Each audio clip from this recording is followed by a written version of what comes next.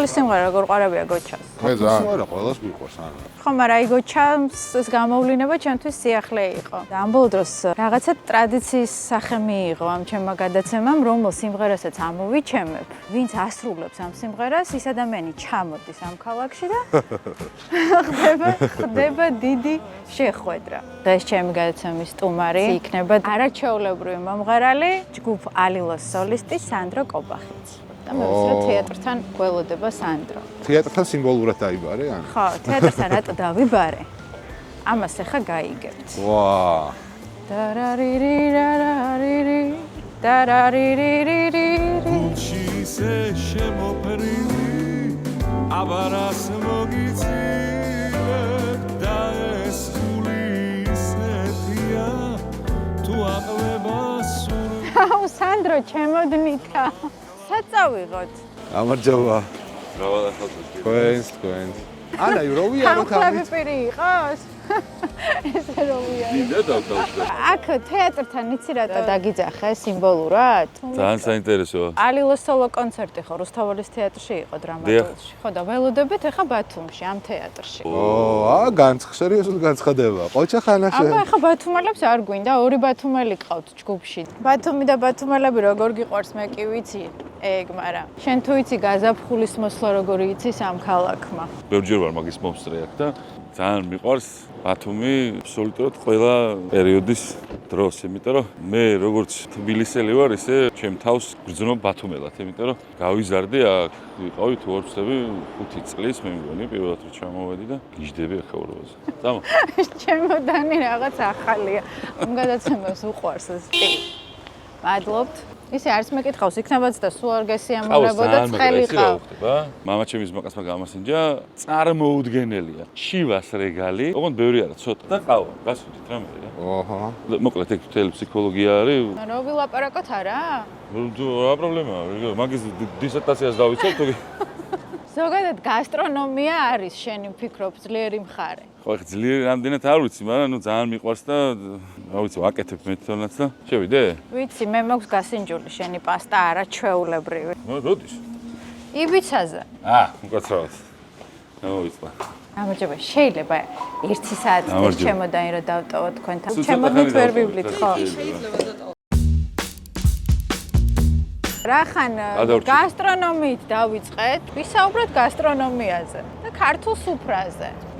იმიტომ რომ რა, იცი, ჩვენ ხო ვიძახით რომ საოცარი კულინარია გვაქვს და საოცარი კერძები და ეს ქართველები გამოურჩევთ, მაგრამ მაგ ლოგიკით კომბოჯოელებსაც საოცარი სამზარეულო ქონიათ, იცოდი შენ? როგორ არა?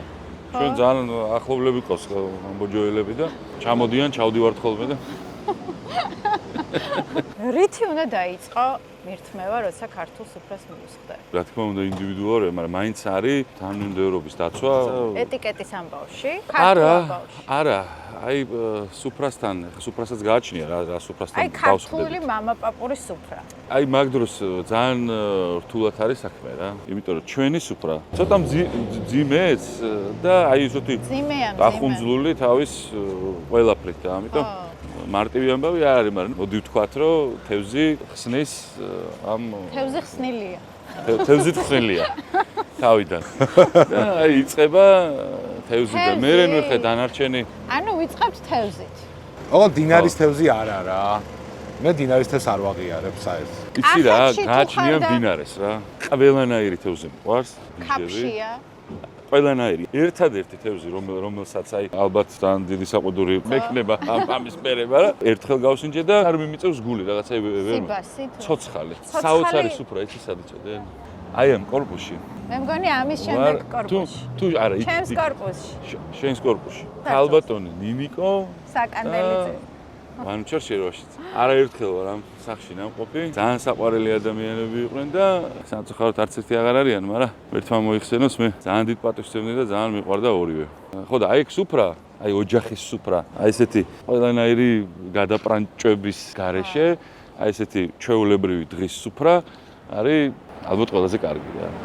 სუფრა რო არის ეს თემა.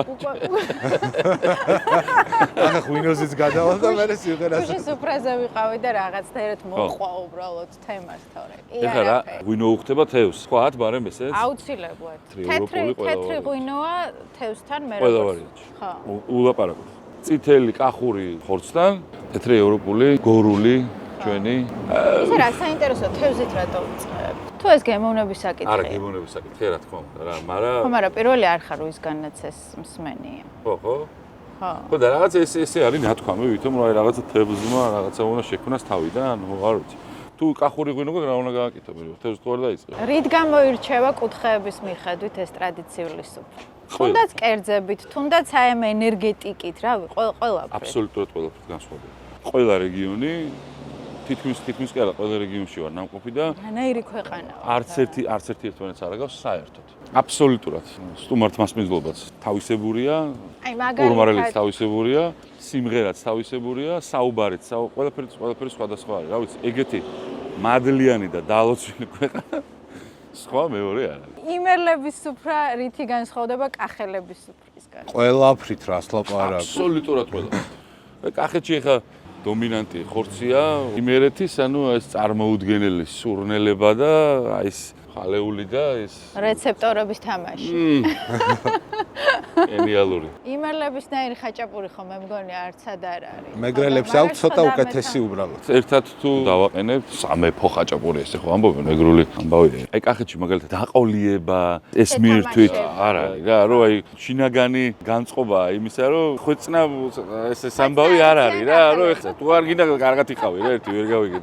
ნუ იმერეთში მოგეხსენებათ, რომ აი სანამ ყველაფერს არ გაგასინჯებენ, სანამ ბოლომდე არ ჩაერთვები ამ ამბავში. ხო, ნუ აი არ მოგეშვებიან რა. ერთი სკაი რაღაც გამახსენდა. მამა ჩემი მიყვებოდა ჭყვიში გალაქტიონის სახში ვართო რა და საოცარი კაცი იყო, შეცდომაში არ შეგიყვანოთ. გალაქტიონის ძმისშვილი თუ არ ვწდები, ბიჭოია ტაბიძე, საოცარი ადამიანი რა. მაშინ ასაკოვანი კაცი იყო და არ ვიცი ხა ეს რამდენად შეიძლება რომ ეს არა, აუც აქ ჩვენ ყველაფერს ყვებით. ეს ხო ყავაბათუმურად ამბავია. მოკლედ საოცარი დრო ვატარეთ და მოვდივართო რა და მასპინძლება გამოგვაცილესო, აქეთ მობძანდით, მანქანის კარი გამიღესო, დამსესო და ეს ასაკოვანი კაცი მორბისო, ბიჭო სტუმარს თქვენ თვითონ კარი როგორ გაუღეთ? როგორ უშვებთ სახლიდან იმის მაგერად ეხვეწებოდეთ რომ აქ დარჩით არ წახვიდა. ეს რა ქენითო? სასწრაფოდ მიუხურეთ ეხლა. ძალიან გვეჩქარებოდა და აუცილებლად წამოსულიყავით ეს სტუმართ მასპინძლობის. ჩვენ რაღაცა ძალიან მაღალ დონეზე გვაქვს. აწეული ეს ყველაფერი და ემოციები ცოტა უფრო მეტი გვაქვს გონია ქართველებს, უფრო მეტად შეგვიძლია ერთმანეთს პატივიცეთ, რაღაცა გული გაუხსნათ. ძალიან ბევრი ნიუანსია კიდე ისეთი, რომელიც ჩვენ ქვეყანაში მომძლავრებულია და გამოგვარჩევს. რა თქმა უნდა. ესეც ხანდახან არის ხოლმე რომ ვამბობთ რომ ჩვენ ქართველები ესე ვიცით, ისე ვიცით, რაღაცა როგორ არა, ყველაფერი ვიცით, მაგრამ მე მგონი მაინც ჯობია რომ ვთქვათ რომ ჩვენ არავიზე ნაკლები არა ვართ რა. არავიზე მეტი არა ვართ, მაგრამ არც არავიზე ნაკლები არა ვართ. ქართულ სუფრას ხშირად რაღაცა აშარჟებენ და ეს რაღაცა ღრეობასთან და ასე შემდეგ, მაგრამ ეს ხო რეალურად ქართველი ადამიანისთვის ხელოვნებასთან მიახლოვებული ამბავია. თავისი ისტორიებით, თავისი ამ სუფრის მართვით, თემიდან თემებზე გადასვლით, ქართული სიმღერით და ასე შემდეგ. ძალიან ხშირად მომისმენია და ეხლა ადრე უფრო რაღაცა ბრაზდებოდი ხოლმე და ეხლა საერთოდ პირიქით არა. აი სულ მიჩნდება სურვილი რომ ეხლა მოგისმენია ხო რაღაცა თამა და ლექსი მისგანაც მოვისმინე ბოლოს ეს აი ძალიან დიდი თხოვნა მქონდა რომ აი მითხარი დრო, მითხარი აი ეს დღე, როდი შეგიძლია რომ აი ამ სუფრასთან დაждდე და აი ეს აზრი რადიკალურად იცვლება ხოლმე მე რა და ეს ამის პრეცედენტი ჩვენ ამდენჯერმე გქონდა. ახალგაზრდების მიმართ რა, იმიტომ რომ არ ვიცი მანამდე რა სუფრასთან მოუწიათ ყოფნა, მაგრამ ეს არის წარმოუდგენლად მნიშვნელოვანი ცხოვრების ჩვენი წესი და ადათი, რომელიც ისეთ ეგეთი ევროპული, ეგეთი ამერიკული, ეგეთი ხვალინდელი დღის და ეგეთი ქართული ტრადიცია ჩვენ არ ვიცი რომელი გვაქვს. სუფრის ის წესი და ტრადიცია პირველი სიტყვიდან ბოლოს სიტყვამდე და დავждდეთ სუფრასთან და ისე უნდა ვაჩვენოთ მაყურებელს, ხო? ხო, ეგეც არანაირი პრობლემა არ არის. სუფრა ბათუმურად. აი მე რა მაინტერესებს, აი მნიშვნელოვანი სუფრები რო იგეგმება ხოლმე. სადღაც რო შეიძლება საქმიანიც დაარქვა. ანუ წინასწარ იგეგმება ხოლმე, იქ რა ისტორია უნდა მოყვენ, რა აქცენტები უნდა გაკეთდეს. აი ეს გათვლები არის ხოლმე თუ თავიდან ბოლომდე სპონტანურია. წარმოუდგენელია ეგ ამბავი. ხა. ესე აიგეგმოს რომ ჩვენ ეს მოყვეთ და შენ ეს თქვი და მე ამას ვიტყვი, ეგ არის გამორიცხული. არ ვიცი, მაშინ ეგ რაღაცა სხვა რაღაცას ემსგავსება. არ მგონია ბუნებრივი და კარგი გამოვიდეს რა. მაგიტო არის აი ეს ყველაზე დიდი თავისუფლება სუფრასთან, რომ იქ ცინცხალი არის იუმორიც, ის სიმღერაც, იქ იბადება, თუნდაც ეს სიმღერები საზოგადოებას თუ რაღაცა საყვარელი სიმღერა აქვს და მოწონს და ანის რაღაცა ისტორიები, იქ არის დაბადებული სულ ყველაფერი აბსოლუტურად. ნუ ეხა თავის დროზე წამოსული ქუთაისიდან და ასე შემდეგ. კი. და ნუ საოცრად ეხმარება ამას ყველაფერს, რა თქმა უნდა, ზომიერი ღვინო. აი ზღვარი სად არის, სანდრო? ყველაფერს ხო ზღვარი სჭირდება, ანუ ბალანსი მართავს ხო ამ სამყაროსაც და ზღვარი ყველას ინდივიდუალურია. ლიტრობით მაგას ვერ გასასწრებს. იცი არის უსაზღვრო, არაფერი არ ვარგა რა. ყველაფერს აქვს თავის ზომა, თავის წონა და მაშინ არის კარგი, მაშინ იბადება ის ყველაფერი, მაშინ არის საინტერესო თამადაც, ის მომღერალიც, პოეტიც და სულ ყველა, როცა ის ლამაზად მიყვება ამ ზღვარს და არც გადამალაშებულია და არც ნაკლებია. აი ამის დაცვა არის ყველაზე რთული. ვისაც ეს ყველაფერი გამოზდის, ის არის კაი მომღერალიც, კაი პოეტიც და კაი თამადაც. და აქვე დავადასტურებ, რომ არაჩვეულებრივად გამოგდით შენ და შენს მეგობრებს ეს ყველაფერი. მადლობა ღმერთს თუ ესეა. მეორე დილით რა ხდება? იმიტომ რომ ყველაფერი დახე, იცი რა არის ის კაი საღამო, ძალიან მაგარი საღამო, რომლითაც აი სიამოვნა მთელმა საზოგადოებამ კომპენსირებას გთხოვს მეორე დილით, ხო? სამყაროსავითაა რა, ყველაფერი კარგად არ არსებობს. მეორე დილა არის საოცრება. როგორც გააჩნია რას გადაწყვეტავ. და როგორ გინდა ეს ყველაფერი რომ წაიყვანო. არის ახლა სიტუაცია, როდესაც შეხვედრა და რაღაც შეიძლება არ გამოვიდეს და აი შენმა საქმემ ეს გადაგატანინოს ეს დღე და რაღაცა მოგონებებმა უცებან თან საქმემ, თან რაღაცა არის უკეთესი ვარიანტი, როცა ხანდახან წინა დღეზე ბევრად უკეთესი გამოდის ხოლმე მეორე დღე. ხო, ეგეც არის. დილის შეხვედრა და დილის მადლი მეორე დილი, ღამის მადლი მეორე დილით გრძელდება. კი, მაგრამ თავარი ხა მესამე, მეოთხე დღე და მეხუთე დღე რომ მიყვეს მაგასთან. მეორე დღე გენიალურია რაზეა ხალხი. და ის ყველაფერი იცვლება თან მეორე დღეს. ცალკე ფილოსოფია. კი. ცალკე ფილოსოფიაა და ძალიან ღრმა და ამას რამდენიმე გადაცემა დაჭირდება, რომ ეს ყველაფერი ბოლომდე განვიხილოთ. თან რაციონი იცვლება, სასმელის ტიპი სხვა შემოდის. თან კერძის სტრუქტურა. არის საღამო, არის დილა. შენც სხვა ხარ. მოსაყოლად არის რთული ეს, უნდა შეყვე ამას ბოლომდე. სანდრო, ლაშაღმონტმა მითხრა, რომ ჩვენო ჯგუფი ალილო ვართო ყველაზე არადისციპლინირებული ჯგუფიო და სწორედ ამიტომ ვართ მაგრებიო. ლაშას მე ვეთანხმები და თან არ ვეთანხმები. ანუ რა იგულისხმა, იცი? მე მივხვდი რაც იგულისხმა. აკადემიური ანსამბლები არსებობს, რომლებიც აი რეპეტიციობენ, მუშაობენ, შრომობენ და ჩვენო შეიძლება სცენაზე გასვლამდე 1-15 წუთით ადრე დავგეგმოთ რას ვიმღერებთო. კი. ეგ ძალიან ხშირად ყოფილა და ამაში მე მარტო ვხედავ იმას, რომ პირველ რიგში ნდობა გვაქვს ერთმანეთის, ძალიან დიდი ნდობა გვაქვს ერთმანეთის. რაღაცა უცებ რომ რაღაცას გადავწყვეტავთ, ამას ბევრი ამბავი და ის არ ჭირდება, იმ წუთასვე რაღაცა გონება, გული, გონია რომ რაღაც ერთად ემზადება, უცებ გაიაზრებ, აი ამას ვაკეთებ, ამას ვაკეთებ და ნუ ეხა ეს საქმე უნდა იცოდე და მთელი გული და სული უნდა მიცე, თუ გინდა რომ კაი გამოვიდეს და რა ვიცი, ამდენი წელია ჩვენ რას ვცდილობთ იმას, რომ უფრო მეტად გვიყვარდეს ყოველდღე სიმღერა და ის ქართული ჰანგი, რომელმაც ჩვენზე რაღაც წარმოუდგენლად დიდი ზეგავლენა მოახდინა თავის დროზე რა. ეს არ ნელდება თან, აი თუ განელდა და თუ რაღაცა ესე უყურებ, აი არც ის სიმღერა არ გამოგივა. ყველა სხვადასხვანაირი ხართ, ექვსნივე, ხო? თან ერთნაირები, რაღაც ერთი ხაზი გააქვთ, მაგრამ პიროვნული ინდივიდუალიზმს გულისხმობ. ჩვენ გვყავს ესე იგი ორი ბათუმელი, ერთი სვანი, ერთი მეგრელი. სვანი რომელია? დია, ერთი კახელი და მერაჭველი. გურული არ ყავს? თუ გინდა გურული როგორ არ ყავთ? ლონტი, გურულია, როინა. გინდა ეგერი ბათუმელები თუ გინდა რომ დავაშოროთ, მაშინ გურული იყოს. აი, როცა შენზე მიდის ხოლმე საუბარი, შენ რო არ ხარ ხოლმე. პირველი არის ეს შეფასება, რომ ძალიან თბილისელია. მართლა? ხო. ძალიან მიხარია თუ ეგრეა. როგორ ფიქრობ შენ ამ შენი მამის კოლორიტს აგრძელებ, შენი პიროვნებით და შენი თბილისელობით? იცი რა არის? არ მიფიქრია სიმართლე გითხრა მაგაზე საერთოდ რა. რაღაც ბუნებრივად, ჩვეულებრივად მიუყვები ამ ყველაფერს. თბილისი რა ვიცი, რამდენი რამე თქმულა და თბილისელ კაცზე, რა ვიცი, რამდენი რამე მოყოლილა და საოცარი კაცი იყო გიზონიშიანიძე. აი კაცო თუ გინდაო მიხვდეო თბილისელია თუ არაო, ეს მაჯაზე უნდა მოკიდეო ხელო და უხსენო თბილისიო. და თუ იმატებს მაჯის ცემა, მაშინ თბილისელია. ხო და ბათუმელებიც ესე ვართ. არ არსებობს სხვანაირად იყოს, გამორიცხულია.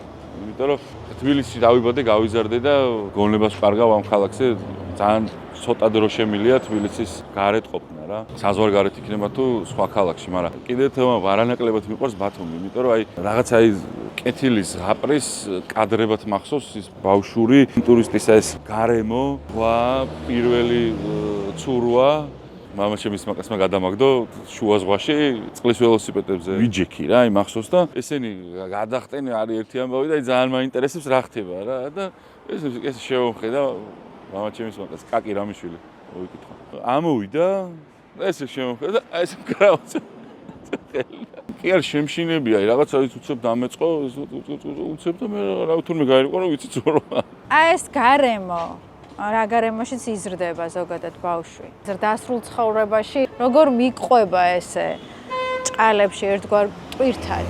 აი ჩვენთან სახში მაგალითად სულ ეს მახსოვს. შუმი საუბარი, აი ბაბუაჩემი ვერ გაიგებდი იმის დანარჩენებიც, მაგრამ აი ბაბუს ლაპარაკი მახსოვს რა ეს შუმი, ჩუმად, რაღაცა წყნარად, შვიდად გაკეთებული ყველაფერი. მერე ნუ საღამოს იყო გამიშვით, გავატარეთ გიტარა და მამაჩემის მაკაცები და მოდიოდნენ და ნუ მიდიოდა, არ ვიცი, იქ არ იყო არაფერი ზედმეტი. არ იყო გადათრობა, არ იყო ამას ვინ იკადრებდა, რომ რაღაცა უწმაწური სიტყვა ეთქვა, თან რაღაცა იყო საოცარი დამოკიდებულება დედაჩემის მიმართ, დებიაჩემის მიმართ. რა ვიცი, ხა ამას ყველაფერს უყურებ, დალაუნებურად გონია რომ რაღაცა შენი თვისებებიც ხდება ეს და შენი ცხოვრების წესიც ყალიბდება ალბათ. აი ამასთან მქონდა რაღაცა სხვანაირი ურთიერთობა. აი ბოლო წლები ვიყავით, არ არსებობდა რომ მამაჩემი ჩემ გარეშე სადმე წასულიყო რა. და ხშირი კავშირი მამასთან და თავის სამეგობროსთან ეს იყო რაღაცა, აი არ ვიცი, ნირვანა, სადაც ვიყავი ყველაზე კარგად, ყველაზე მშვიდად, ყველაზე წყნარად, ვაკეთებდი იმას, რაც მე ყველაზე მეტად მომწონდა. ცოტა ხნის წინ დადგა ეს პერიოდი, რომ ნუ ეხლა რამდენი დავლევა აღარ შეიძლება და როგორ შეიძლება და ეხლა გავასინჯოთ ეს ბავშვი ხო კარგად არის თუ რაღაცა. მამაჩემის მაკაცები ვიждდნენ და კარგიო რა დაგემართავ ეხლა ეს ამდენი ისა რაღაცა ხო არ შეიძლება. მე ვთხარი ვერ გავიგეთო 14 წლის ვიყავი, რომ სადაც დამსვით და რასაც მასწავლდი. ვაკეთებდი იმას. ეხლა მეულებით მეთქი მაგრამ. ამ კაცებთან ურთიერთობა იყო რაღაც ერთი დიდი ზეი. აუ ძალიან და ნუ თან ეხლა განსაკუთრებული ამბავი ანა რა არის, იცი?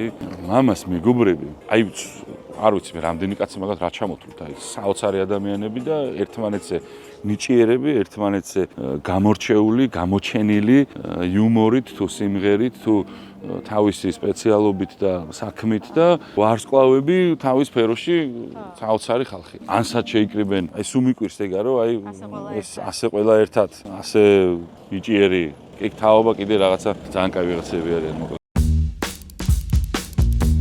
შენ ყავს საოცარი კატო. ესეთი საყვარელია, ესეთი ტკბილია, ეს რომ ჩაეხუტები, პანაცეა, ელექსირი, იტენები, საოცარი გოგო ყავს. კატოშა არის ჩვენი ზე, ჩვენი ოჯახის. რა შეგრძნება მამობა, გოგოშვილის მამობა რა შეგრძნება? დღესაც ზუსტად იგივე შეგრძნება მაქვს, რაც 27 ივლისს მქონდა, როცა გაჩნდა და სერიოზული ურთიერთობები გვაქვს ჩვენი პატარა სამყაროც გვაქვს, რაღაცებს საუბრობთ. ზოგადად დედა თავიდან ბოლომდე, დედასია. დედას გავს. ვიზუალურადაც ძალიან დაესგავს და დედავის. მაგრამ აი ჩვენ ვახერხებთ ხოლმე რომ განსხვავებული თემები, რაც მაგალითად არ ვიცი არ მგონია თვითონ და დედა საუბრობდნენ ხოლმე. ჩვენ რაღაცებს ვეხებით ხოლმე. ეს სერიოზულ თემებს, ხო? ხო, ნუ რაღაცა ვიყურებით ხოლმე. სამყაროსეულ იღლები ხოლმე? ეგეთი დღე არ მახსოვს, რომ აი, იცი რა, აი, დავიღალე. სულ მესმის ხოლმე სხვათა შორის და აი ძალიან არ მიყვარს, არაფრით არ დავღლილ ვარ, არც დავიღლები, იმიტომ რომ ძალიან მიყვარს ასაც ვაკეთებ, ძალიან მიყვარს ეს ადამიანები, ვისთან ერთადაც ვაკეთებ ამას ყველაფერს და ვისთვისაც ამას ვაკეთებ, ეგეც ძალიან მიყვარს და დაღლის დრო ნაღლად არ მაქვს რა. დავიღალე ერთხელ ორჯერ, სამჯერ ხან ათქვამი მაქვს, კიბებს მოდი ვარ ხომეთი ეგ არის. ამის ცოტა წონას. სანდრო, შენ გაქვს მიღებული ევროპული განათლება. კიდევ ვიცი რომ როცა სწავლის თანხას გიგზავნიდნენ, შენ ამ თანხით გიტარებს ყიდულობ.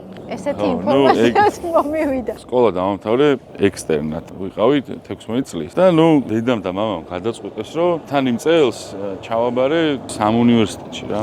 ალბათ იფიქრეს რომ ავშენდით და აი დაიბადა. დედამ თქვა რომ ამერიკაშიო მე ვერ ვივლიო. სადმე ახლოში ევროპაში გადაფრინდები გათმობ. CU ბიზნეს სკული იყო ესეთი ცენტრალური ევროპის უნივერსიტეტი ბუდაპეშტში, უნგრეთში. ძალიან ვცდილობდნენ იქ მოხვედრას რაღაცა თან არ იყო სხვადასხვა იაფი საკმაოდ ძვირი იყო და ძლივობით მოკლედ რაღაცნაირად შევძელით ეს ყველაფერი რა. რო ჩავედი, აი წარმოიდგინე საიდან წავედი. აი პირდაპირ რითიც დავიწყეთ ჩვენი დღევანდელი ურთიერთობა პურმარილიდან პირდაპირ აღმოვჩდი მარტო კი ჩემ ძმასთან ერთად გიორგი გაბუნიასთან ერთად კომპიუტერი დაგვხვდა ოთახში რომელსაც გამოსახულება არ ქონდა და რადიოსავით ქონდა შეერთებული ქართული სიმღერები და ესენი კაროჩე გამორთეოთ რა მე სწავლობდნენ ვერ მეცადინეო და სუფრა მქონდა იქ გაშილი ეს ჩვენი უცხოელი სტუდენტები კურსელები ვინც იყვნენ ხან ერთი ჩამოყავდა ხან მეორე ხან მესამე ვისვავდი და გიტარით უბერავდი და ესენი ვაშო ვერ ხვდებოდნენ რა ვისთან ბიზნეს სკოლა ვერ ხვდებოდნენ რა ერთი დღე იყო მამაჩემ გამომიგზავნა $400 რა ანუ $400 რა არის იცი მაშინ აი $400 არის ყველაფერი და ესე დიდი სავაჭრო ცენტრი იყო ვესტენდი წავედით ის ნახეთ რაღაცა და უცებ გავჩერდი და აი მარჯვენა მხარეს ვხედავ არ ვიცი აი დღეს რო რაღაცა უდიდესი სუპერმარკეტი რო არის რაღაც რომელიღაცა რა აი ეს არის სუმთლიანად გიტარის მაღაზია რა ეს $400 იყო წიგნების ფული რა მთელი წლის წიგნების ფული იყო და ეს უნდა მეყიდა რა ეს წიგნები მართლა კი რა გონება დავკარგე რომ დავინახე მაღაზია შევედით რა თქმა უნდა მეთქი მოდი აქა და წავედ შევედი ნუ მოვიარეთ ნახე ისეთი ის გადმოვაღებინე რაღაცა ერთი გიტარა ძალიან მომეწონა რა და რაღაცა ჩამოვკარე რაღაცა რა კაია რაღაცა მეთქი უნდა ვიყიდო თქო რა ეხა გიორგიმ რა იცის ეხა მე მაქვს ფული არა მაქვს რისი ფული მაქვს რა იცი წარმოდგენა არა მივედი ცალაროსთან ეს ფული გადავიხადე და წამოვედი სახში და აი ძალიან გახარებული ურიკო მამაჩემ მამა შენ ვაფშე არ წარმოგიდგენია მეთქი მე შენ რა გიყიდე მეთქი რა მიყიდეო და მეთქი ისეთი გიტარა გიყიდე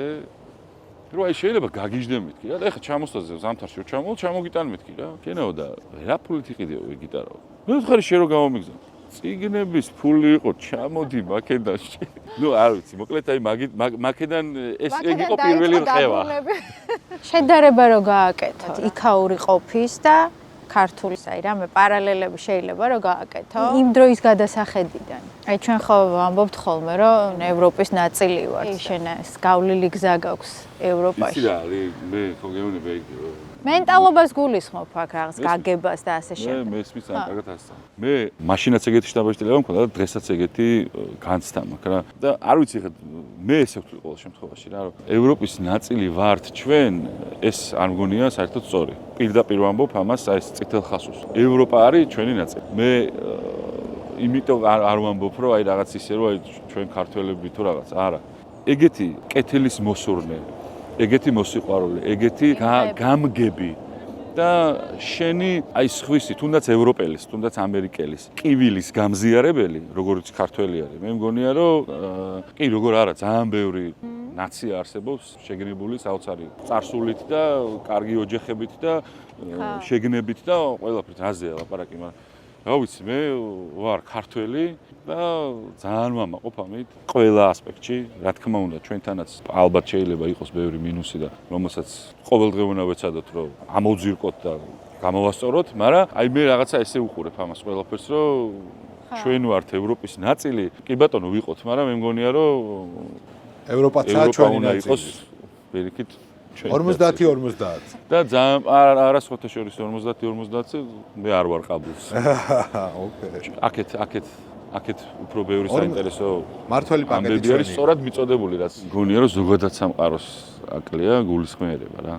გულთან მიტანა სხვისი. მე ესე დავიბადე, ესე გავიზარდე, ესეთი ემოცია მაქვს და ნაციონალობას არანაირი მნიშვნელობა არ აქვს რა, აი ამ კუთხით რა, აი სხვისი თუ არ გაწუხებს, სხვისი თუ არ გტკივა, სხვის თუ შენათ არ მიიღებ. ხო, რაღაცა ის ადამიანური რაღაცა მომენტები არის, რომელიც აი ხა არ დავასახელებ ხა აი სოფლიოში რაღაცები ხდება, აი ეს როგორ შეიძლება რომ ეს გულთან არ მიიტანო რა, რაღაცა ვიღაცის გაჭირვება, ვიღაცის წარმატება არ გაგიხარდეს და რაღაცა ის დღე შეიძლება შეგიქმნას ერთი პატარა ბავშვის რაღაც აი საოცარმა გაკეთებულმა საქმემ თუ სიმღერამ თუ საჯარო გამოსვლა იქნება თუ რაც არ უნდა იყოს. ჩვენი პრობლემაც იგივეა. ისევ გულისხმიერებით, ერთმანეთის გაგებით, დაждდომით, მოსმენით, მოფერებით, რითიც დავიწყეთ ხასთუსვამ.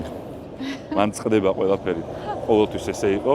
საქართველოში. საქართველოში და ყველგან ეგრე იყო. სუფრასთან წყდებოდა ყველაფერი, ყველა სერიოზული საქმე, ინიციატივა, წამოწყება, სწორედ დავიწყეთ ჩვენ დღევანდელი გადაცემა.